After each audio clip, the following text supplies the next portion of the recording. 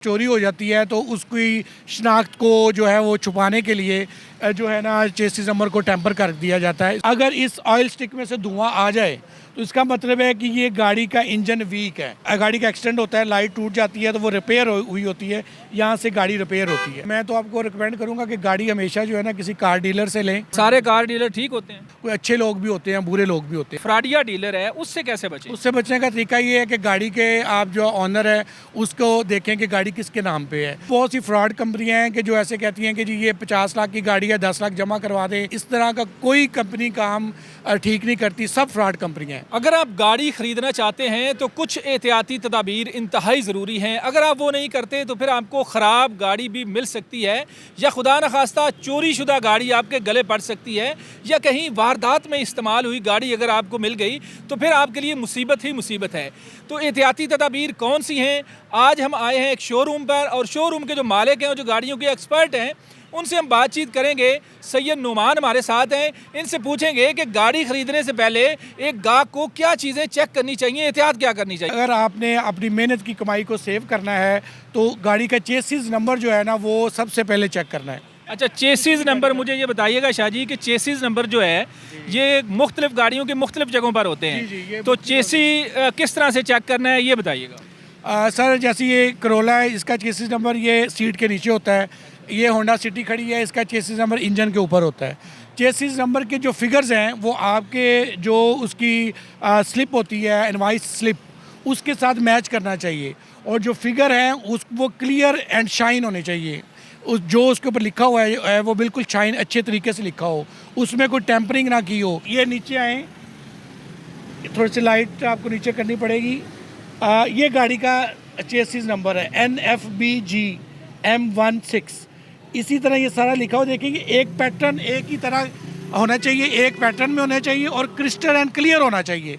इसमें कोई भी लफ्ज़ ऊपर नीचे होगा तो इसका मतलब है कि इसको चेंज किया गया है।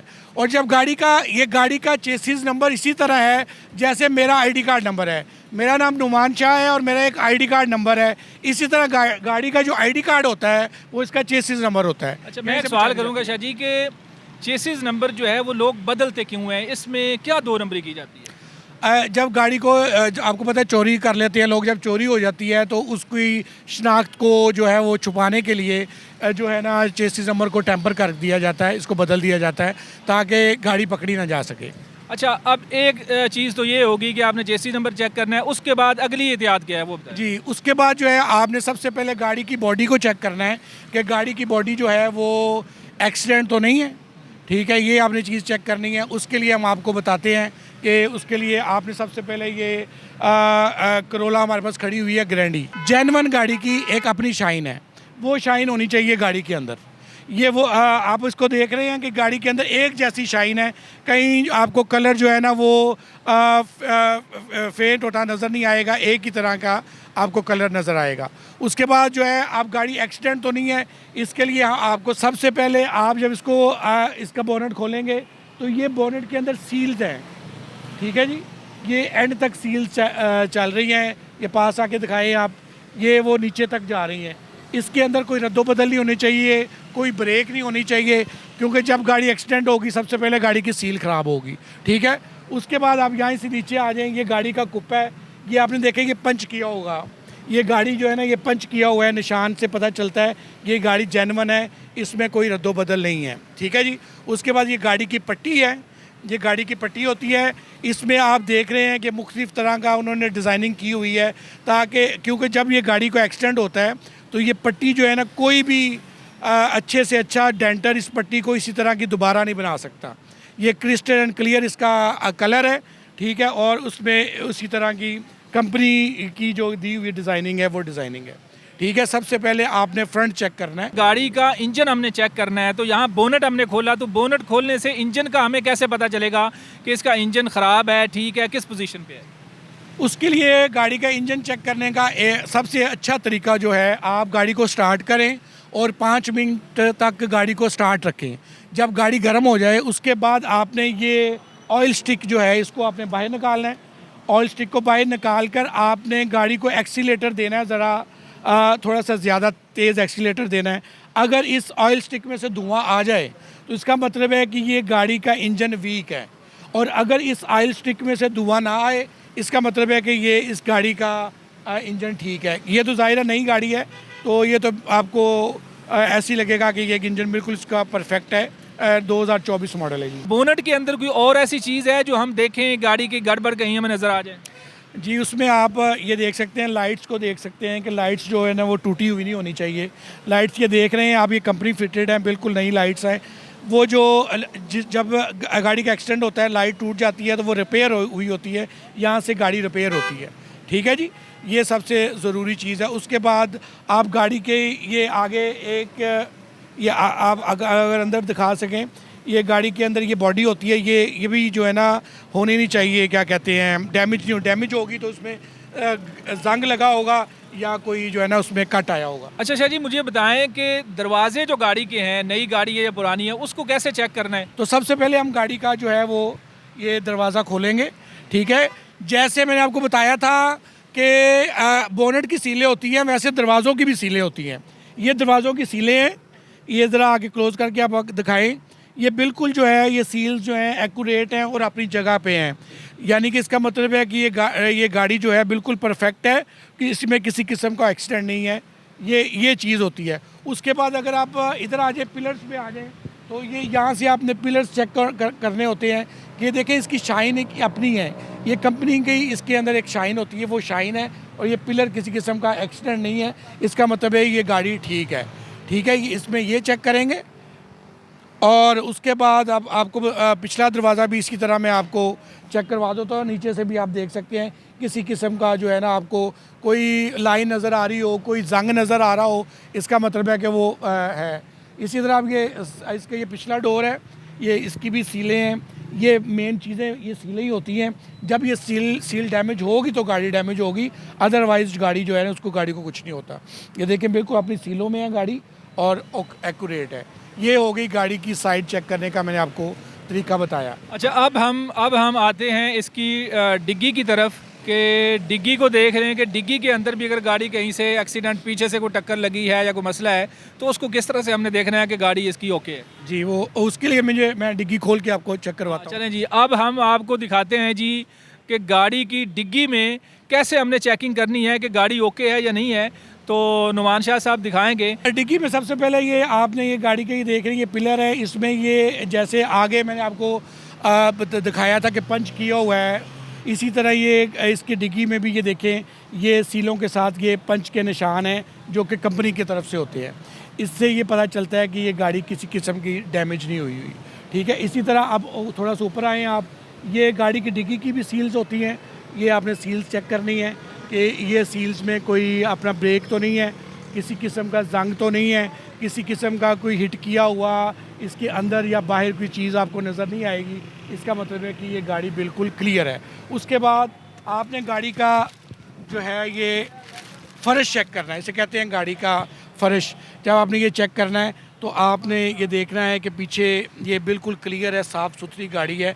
कहीं से लगी होगी तो ज़ाहिर है नीचे से जंग उसका निकला होगा, या कि और भी कोई जो है ना सिम्टम्स ऐसे होंगे कि आपको पता चलेगा कि ये गाड़ी जो है ये डैमेज है। गाड़ी के डॉक्यूमेंट कैसे चेक किए जाएँ और ये कैसे चेक किया जाएगा, इसका पुलिस रिकॉर्ड कैसा है, कहीं चोरी में इस्तेमाल तो नहीं हुई, किसी वारदात में तो नहीं इस्तेमाल हुई, तो ये कैसे चेक करेगा कि आम आदमी जिसको पहले पता नहीं?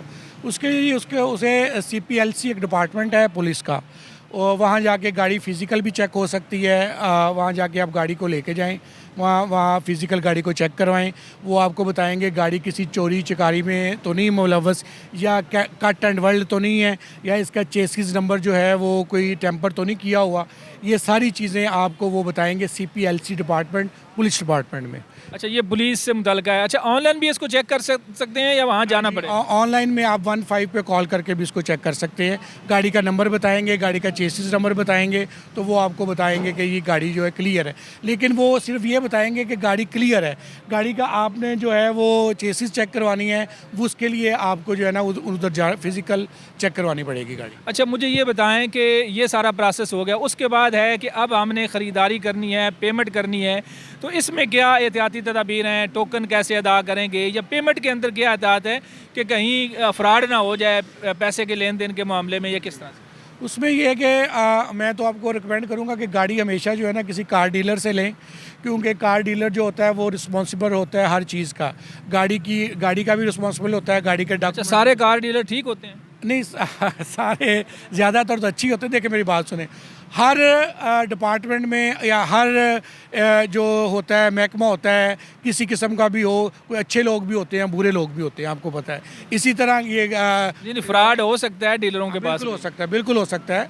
तो बचना कैसे है? डीलर जो फ्रॉडिया डीलर है, सर, मैं माजरत के साथ, सारे तो नहीं ऐसे, हाँ जी, हाँ जी। लेकिन जो फ्रॉडिया डीलर है उससे कैसे बचे? उससे बचने का तरीका ये है कि गाड़ी के आप जो ऑनर है उसको देखें कि गाड़ी किसके नाम पे है। वो ऑनर जो डीलर जो है सही काम करता होगा, ऑनर को आपके सामने बिठाएगा, आपको बताएगा जी ये गाड़ी इनके नाम पे है, उसको आप पेमेंट करें और कोशिश करें कि आप जो है पेमेंट जो है ना बाय चेक करें या बाय आप बैंक करें, ठीक है। बाय बैंक पेमेंट करें और उसी टाइम उसका बायोमेट्रिक लें और उसको अपने नाम करवाएं, तो गाड़ी आपके नाम पे हो जाएगी। कैश में नहीं लेनी चाहिए कि एक पेमेंट है बंदे के पास, वो लेके आ गया 15-20 लाख रुपए, जो एक गाड़ियाँ छोटी मोटी लेते हैं लोग, तो पेमेंट ऐसे कैश में नहीं करें? कैश में भी हो सकता है। अगर आप किसी डीलर से ले रहे हैं, वो आपको अपनी रसीद देगा, मोहर लगा के देगा, तो वो तो ज़ाहिर है रिस्पॉन्सिबल होता है। तो ऑनलाइन चीज़ें होती हैं, बाज़ दफ़ा गाड़ी जो है वो 30-35 लाख की होती है, लेकिन लिखा होता है जी 15 लाख की गाड़ी लें या 7-8 लाख की लें। तो वो क्या गेम है कि ऑनलाइन जो है वो झांसा दिया जाता है कम पैसे दिखा के, फिर बाद में? नहीं, वो तो बहुत सी फ्रॉड कंपनियां हैं कि जो ऐसे कहती हैं कि जी ये 50 लाख की गाड़ी है, 10 लाख जमा करवा दें या 5 लाख जमा करवा दें, बाकी किस्तों में आपको मिल जाएंगी। इस तरह का कोई कंपनी काम ठीक नहीं करती, सब फ्रॉड कंपनियां हैं। गाड़ी आपको या बैंक से मिलेगी इंस्टॉलमेंट पे या आपको गाड़ी कैश पे मिलेगी। जो कंपनी आपको ये आपको झांसा देती है कि जी हम जो है वो पर मंथ इतनी किस्त हो जाएगी और आप गाड़ी हम आपको नहीं दे देंगे, वो सब झूठ है और सब फ्रॉड है। तो आप कहते हैं कि जो किस्तों पे गाड़ी लेनी है वो या तो आप लें बैंक से लें, जी, और बैंक के अलावा फिर कोई ऑप्शन नहीं है? या जो लीजिंग कंपनीज हैं उनसे लें, अच्छी कंपनी जिनकी। जो ऑरिक्स लीजिंग है जैसी, अब और भी लीजिंग कंपनीज जो हैं उनसे ले सकते हैं। लेकिन ये जो प्राइवेट कंपनीज हैं ना, जो अपना ये कहते हैं कि जी आप लाख रुपया जमा कराएं और महाना जो है 1 लाख रुपया दे दें या 50,000 रुपया दे दें और गाड़ी आप नहीं आके हमारे से ले जाएं, वो बिल्कुल गलत है।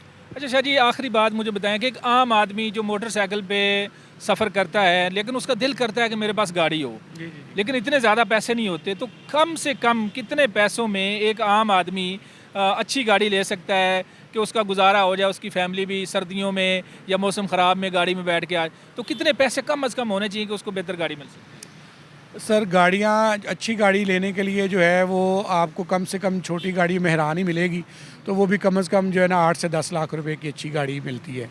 सेकंड हैंड गाड़ी 8 से 10 लाख की मेरान मिल जाएगी अच्छी? मिल जाएगी, कम में भी मिल जाती हैं, लेकिन वो फिर आप जो कह रहे हैं कि जो पैसे ना लगवाए आपको बाद में तंग ना करे, तो उसमें इतने पैसे लगाने पड़ते हैं आप। नाज़रीन, आपने सुना कि गाड़ी ख़रीदते वक्त किन एहतियाती तदाबीर को अपनाना है, गाड़ी को चेक कैसे करना है और गाड़ी के डॉक्यूमेंट को कैसे चेक करना है। बड़ा अच्छे अंदाज में सैयद नुमान साहब ने हमें बताया। आप भी अगर गाड़ी लेना चाहें तो इन चीज़ों का आपने ख्याल रखना है ताकि आपके गले कोई ऐसी गाड़ी ना पड़ जाए जो आपके लिए मुसीबत बन सके। अपने मेज़बान मनाज़र अली को इजाज़त दें, दोबारा मिलेंगे। अल्लाह हाफ़िज़।